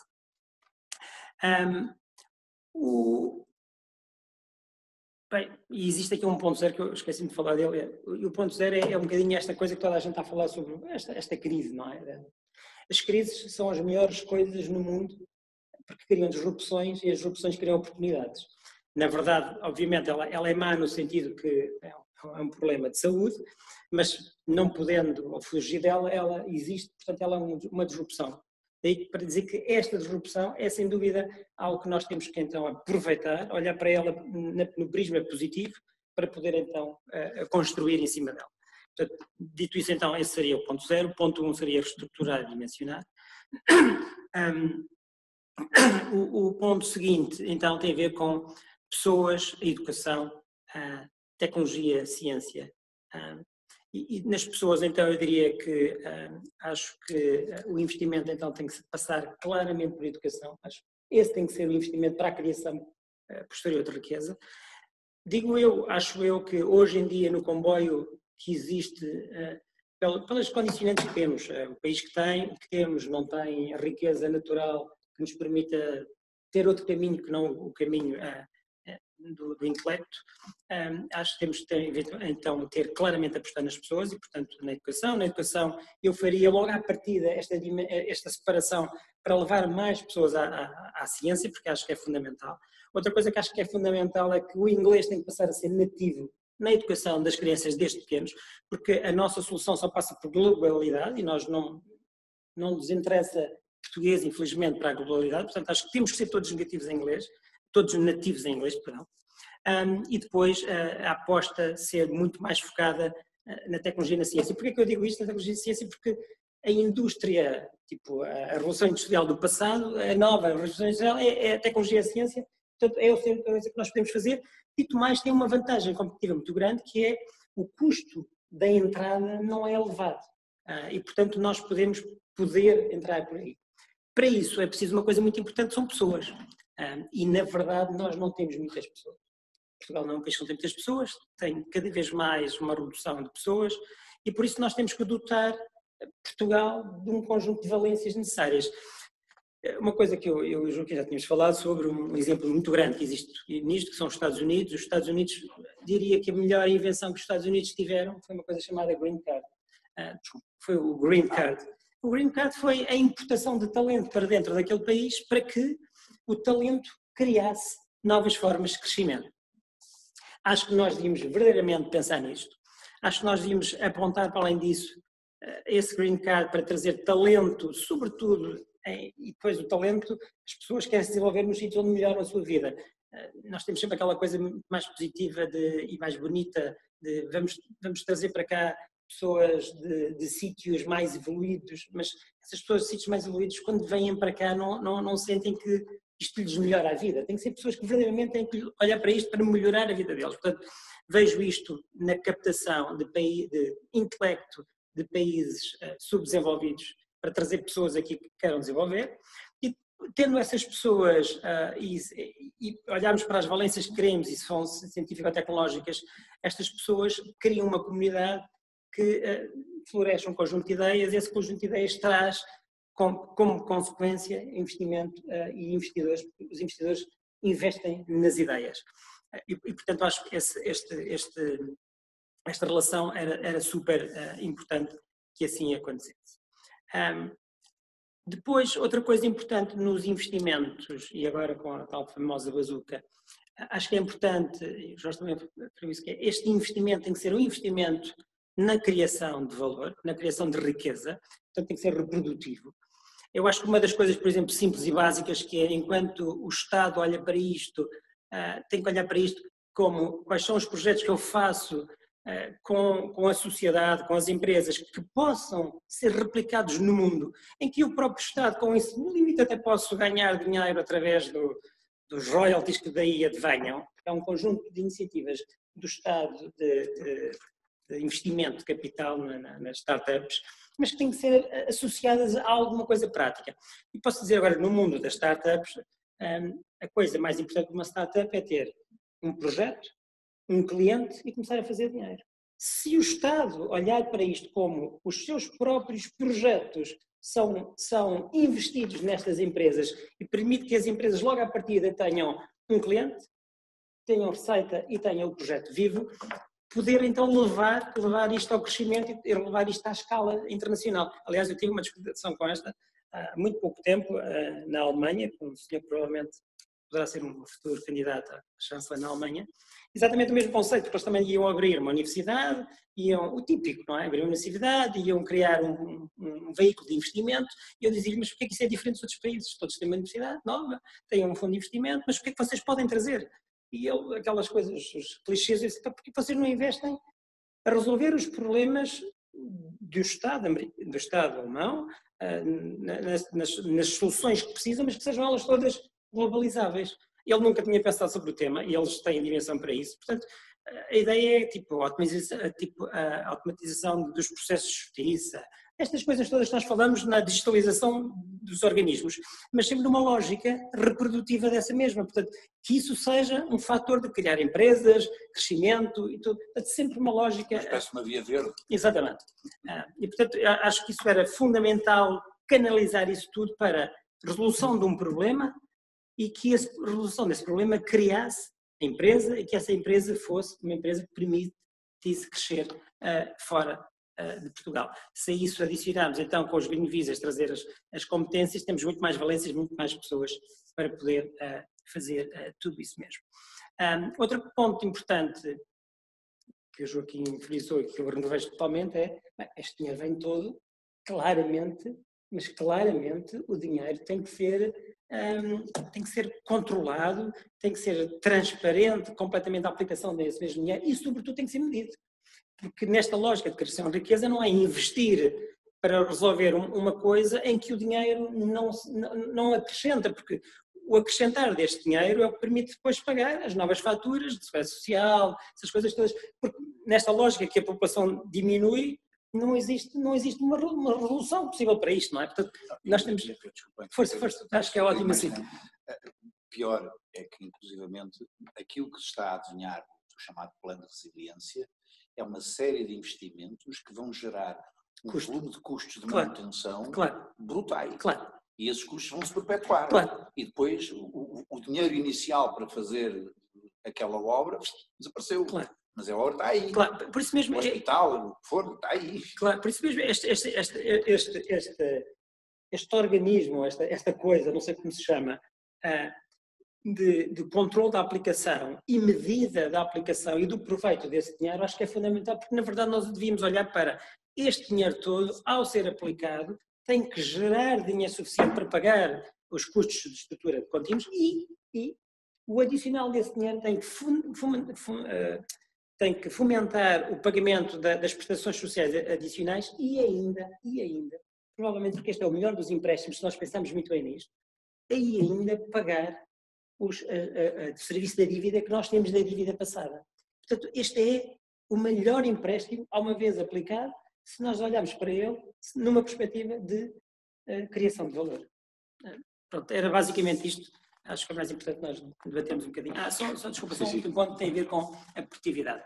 E depois este tema da produtividade é super importante. Primeiro, as pessoas, normalmente, o comum dos mortais pensa produtividade igual a trabalhar muito mais. Não tem nada a ver. Tem nada a ver. Produtividade tem a ver com, no limite, até trabalhar menos e produzir mais. Mas aquilo que se produz tem mais valor. Aliás, os alemães produzem uma das coisas mais importantes, que é o carro, que tem um custo relativamente baixo, mas o valor do produto é muito grande. Não é? Portanto, nós temos que, até nesta versão das ideias, desenhar isto tudo para que o que nós vamos fazer são coisas que, na verdade, têm um valor de venda face ao custo da produção muito superior. Pronto, era só isso.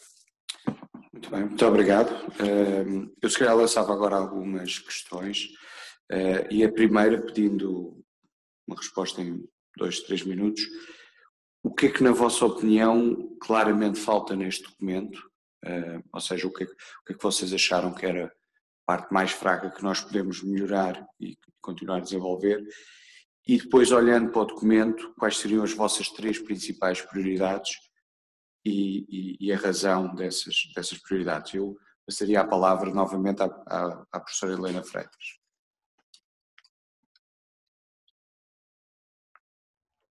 Muito obrigada.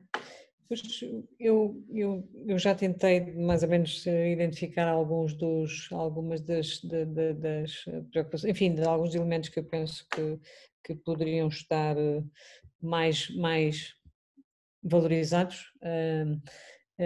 Uma é claramente a política energética, portanto eu penso que quer dizer que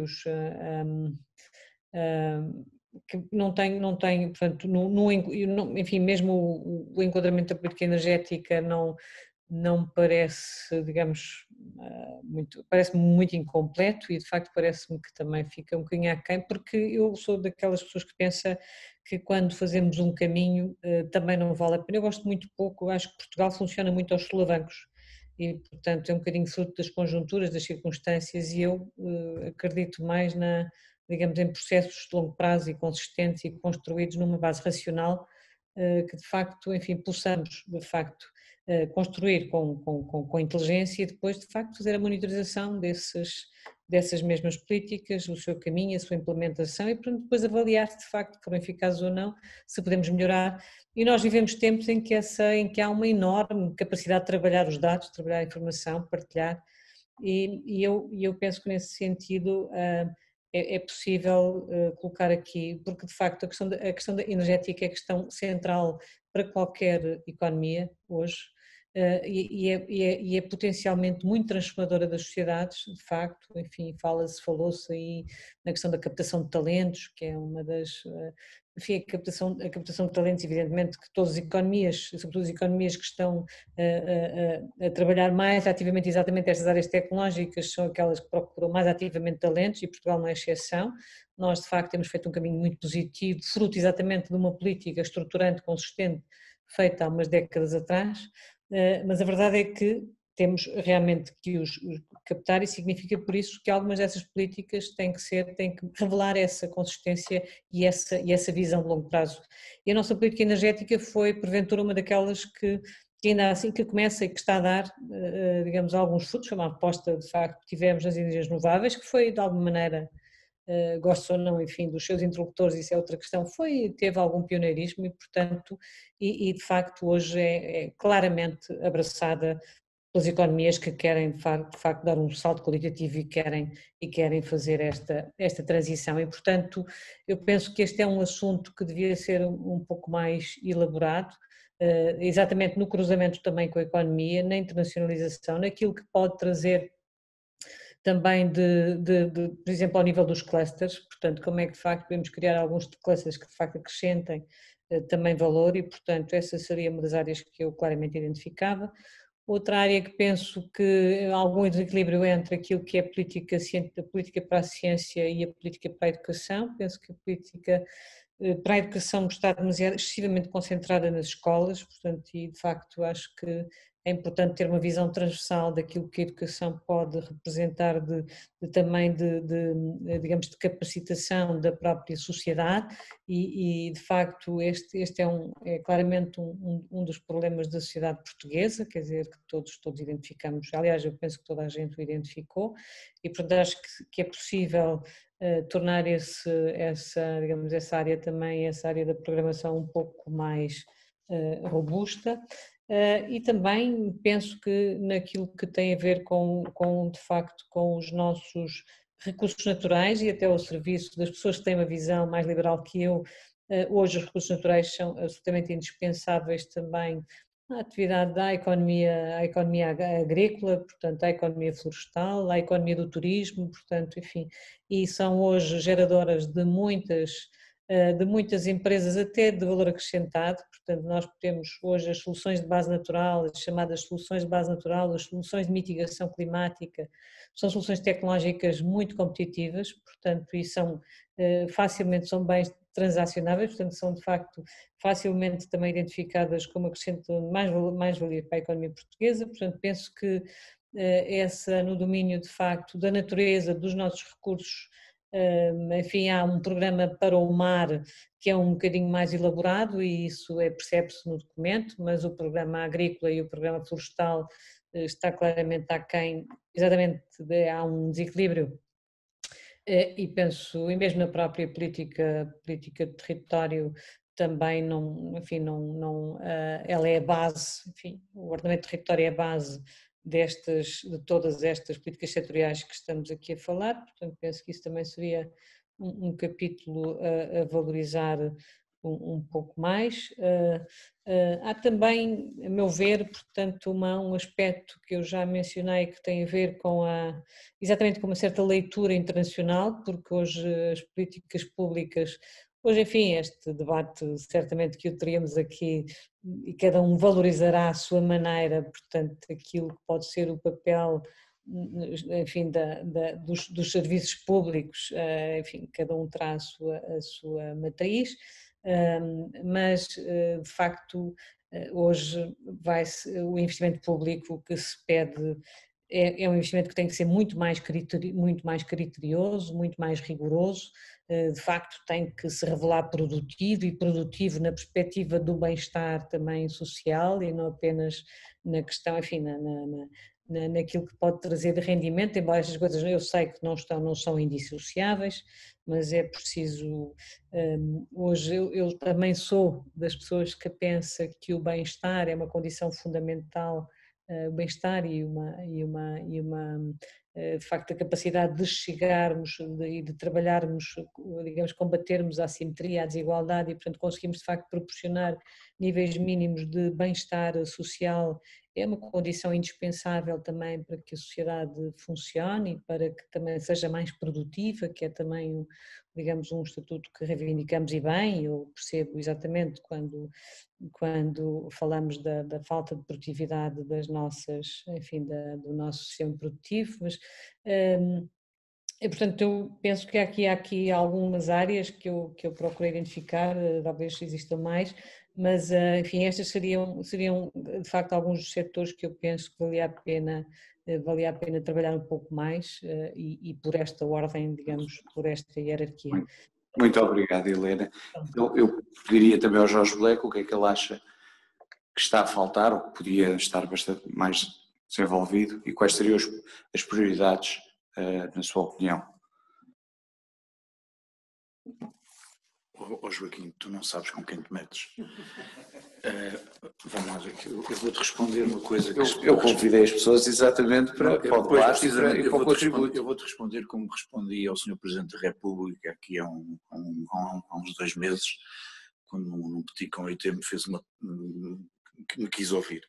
Eu digo, bom, eu conheço o professor Marcelo Rebelo de Sousa há muitos anos e dei 4 anos da minha vida a trabalhar com ele e no PSD, e dos quais não me arrependo nem um segundo, mas disse exatamente isso. O Sr. Presidente me convidou para eu dizer o que penso. Ora bom, vamos lá ver. Primeiro, eu acho que tu estás a introduzir, o SEN está a introduzir, e mérito ao Rui Rio, obviamente. Primeiro, a introdução do SEN na estrutura do PSD é uma ideia que não é uma ideia nova, mas é uma ideia que pela primeira vez foi implementada com eficácia. Portanto, enorme mérito. Segundo, tu puseste o SEN a funcionar ainda melhor. Terceiro, este programa, eu não sei, mas eu estive no Instituto Sá Carneiro com o Alexandre Relvas nos tempos da Manuela Ferreira Leite e nós preparámos então uma coisa que era Portugal 2020, que para a minha tristeza é que as minhas opiniões sobre a justiça ainda está plenamente válido, não é? Porque não se fez nada, mas enfim, mas eu lembro que nós tínhamos, nós tínhamos quase 100 pessoas a trabalhar, espalhados por 10 grupos de trabalho, para fazer isso, e sei o trabalho, e consigo tentar imaginar o trabalho que está por trás disto. Ora bom, portanto, este trabalho é muito ambicioso na profundidade e na fundamentação das medidas que apresenta, mas caiu num erro, e que é inevitável, e que ele é menos ambicioso na eficácia da mensagem, na perspectiva do destinatário. E quer dizer, se há coisa de que eu acho que os partidos políticos precisam, e por isso estou muito feliz com o SEN,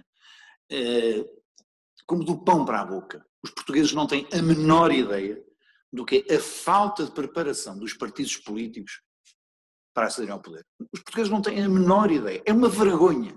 Com o dinheiro que os partidos políticos recebem, como é que não conseguem criar um corpo de pensamento, uma estrutura de pensamento, com 4 anos de uma legislatura para se prepararem, não se preparam. E depois tem uns carolas, como o Joaquim Miranda Sarmento, e como outros que colaboraram contigo. Pronto. E depois, por milagre, saem estas coisas fantásticas, muito bem feitas, muito bem pensadas, muito bem fundamentadas. Mas os partidos são política. O partido, para chegar a aplicar as políticas, tem que fazer política. Ora bom, e portanto é aquilo que eu te dizia há pouco. Eu acho que este programa, tu não consegues fazer política e ser aos sanitários com um programa de 120 páginas. Ninguém lhe pega, ninguém lhe o lê. Por melhor que seja, como é o caso deste.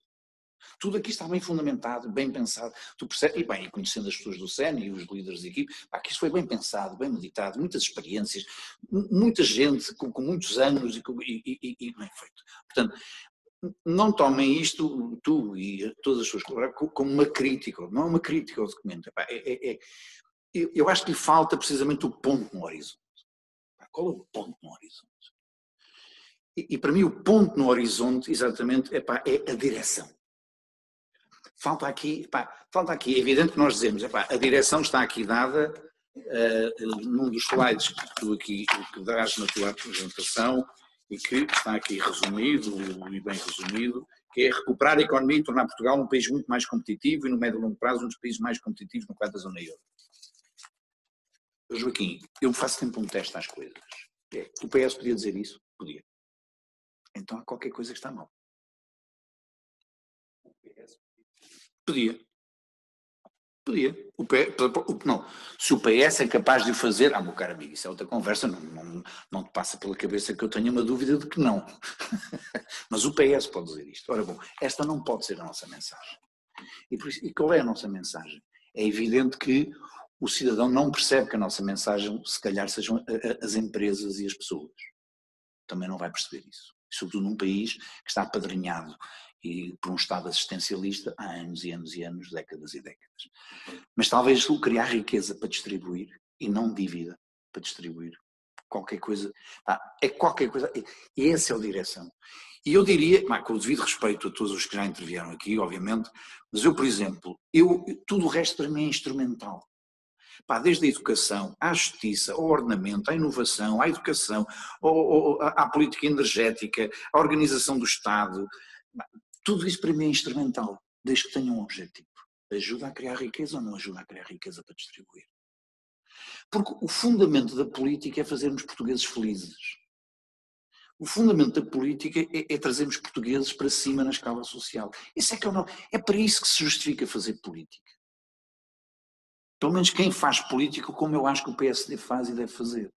Eu, como tu sabes, tenho as minhas divergências, enfim, não tenho divergências com o presidente do meu partido, porque eu não passo um simples militante, mas tenho divergências quanto a uma certa forma de fazer oposição. Mas não tenho a menor das dúvidas que o Rui Rio e o PSD fazem aquilo que acham que é bom para aquilo que leva.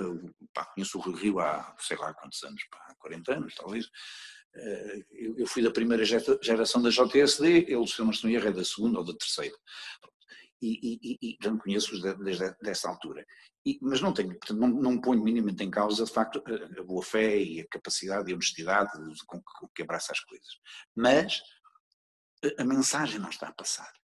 E eu acho que o PS nos está a dar uma oportunidade fantástica de nos diferenciarmos. Na minha vida profissional, como eu creio que na vida profissional hoje em dia de um cientista ou na vida profissional de qualquer profissional, o grande fator fundamental é a diferenciação. Isso é que é difícil, porque todos somos competentes, todos somos bons. Também ok, mas porquê é que eu sou melhor que o outro? E acho que o PS nos está a dar isso de mão beijada. A possibilidade de nos diferenciarmos. E é por isso é que eu te digo, esta frase, se o PS pode dizer, não serve. Tem que dizer outra coisa. Algo que o PS não possa dizer. Eu não vou analisar isso do ponto de vista político porque sou equidistante, portanto não, só no ponto de vista mais discussão. Que é, acho que falta aquela primeira parte, aquilo que eu estava a dizer, que acho que falta a parte que é o que é que nós vamos fazer só neste momento sem pensar que temos riqueza adicional. E isso tem que ser mostrado. Tem que ser dito o que é que nós fazemos, como é que reestruturamos, como é que alteramos de modo a que pelo menos não crescendo na riqueza consigamos não ter um custo adicional, consigamos poupar algum dinheiro para conseguir fazer serviço de dívida e libertar mais dinheiro para pagar melhor aos colaboradores do Estado, porque os competentes devem ser mais bem remunerados, não esvaindo o dinheiro em coisas que são completamente desnecessárias, porque todos nós sabemos que existe mesmo. Porque existe outra coisa, eu sei que estou aqui num partido, mas todos os partidos que na sua máquina, quando passam dentro dos governos, deixam sempre coisas e pontas que depois nem se fecham nem nunca acabam e ficam ali a esvair dinheiro na continuidade. Portanto, é preciso acabar isso. Tenho quase a consciência, vindo eu do mundo da gestão e olhando para as empresas, quando chegamos para reestruturar, tipo 20, 25% são sempre custos que podem ser limpos. Portanto, não tenho dúvida que só isso bem feito, bem pensado, libertava dinheiro para aumentar os empregados do Estado e aumentava para melhores prestações sociais. Acho que isso devia ser o ponto 1. O ponto 2, sempre eu alavancado então no adicional, que é a criação da riqueza. Portanto, se nós conseguirmos fazer os dois, melhorar a eficiência e aumentar a eficácia, acho que temos aqui uma boa solução. Depois, nos pontos mais abaixo, acho que as coisas boas são quantificar, acho que se vocês têm mais ou menos bem feito, porque acho que não é importante.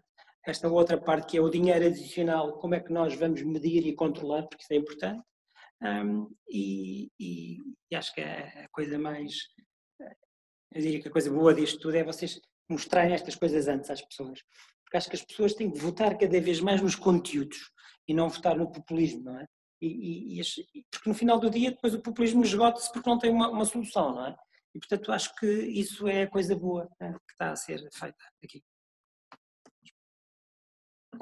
Muito obrigado. Eu não sei se a professora Helena Freitas quer acrescentar. Eu só queria subscrever esta última, portanto, nota, porque também me parece que, de facto, nós precisamos muito desta disponibilidade de facto, os partidos são tendencialmente muito fechados e, portanto, e cada vez mais, infelizmente, por força, como também já foi dito, de facto, há uma perda brutal de competências e isso nota-se e sente-se, de facto, o afastamento do cidadão da vida política também por isso, não é? E, portanto, acho que é da maior importância que os partidos se disponibilizem, de facto, para criar este tipo de estruturas de reflexão, de pensamento de uma forma aberta, de uma forma, de facto, participada, aberta à sociedade e, portanto, capazes, de facto, de também receber contributos e, portanto, fazer esta prática de transparência é fundamental e, nesse sentido, eu também queria subscrever esta ideia de que, de facto, também felicitar por isso, não é? Porque, de facto, acho que este é o tipo de iniciativa que deve ser continuada e, portanto, trabalhar no sentido sempre também da transparência e da participação e da abertura à sociedade, acho que é da maior importância. Muito obrigado. Não sei se o Jorge Black quer acrescentar alguma coisa. Eu só queria pegando aqui nesta questão de aumentar os funcionários do Estado, trouxe-me à colação duas ideias. Eu aqui há creio que foi em 2012, se não me engano, ou 2013, acho que foi 2013. Eu trouxe cá a Portugal com um grupo de amigos, de carolas, um professor de Harvard que dá pelo nome que dá pelo nome de... agora tem uma branca. Bom, não interessa. Bom, foi um homem que foi o braço direito do Al Gore nos tempos do Clinton e que é um teórico e um prático de uma matéria que hoje em dia já caiu em desuso, mas que em Portugal ainda é muito atual, que é Reinventing the Government. Este homem escreveu tem uma obra vasta sobre precisamente o que foram as iniciativas do Al Gore no governo de Clinton para repensar a forma de governo e uma das coisas, por exemplo, que ele dizia, e isto vem a propósito desta observação, foi que era precisamente, por exemplo, para reduzir os custos do Estado, era partilhar com os próprios funcionários a redução de custos. E, portanto, ele dava, isso foi posto em prática nos Estados Unidos, e ele dava exemplos concretos das poupanças a todo o nível, desde a mais pequena autarquia a qualquer outro ministério. E eram 10%, portanto, por cada poupança de X, não sei o quê, 10% ficavam nos funcionários. Obviamente que isto tinha que ser contrabalançado com outra coisa, que é a qualidade do serviço não poderia piorar. E, portanto, havia, de facto, sondagens por parte de terceiros, de privados, à qualidade do serviço junto dos cidadãos, à qualidade dos serviços. Isto era uma ideia que é fácil de implementar, porque um dos grandes problemas que nós temos dos nossos funcionários públicos, que volta na volta também servem de anátema, como é óbvio, e graças a Deus que há ainda muitos carolas, e funcionamos com isso, aliás como os juízes.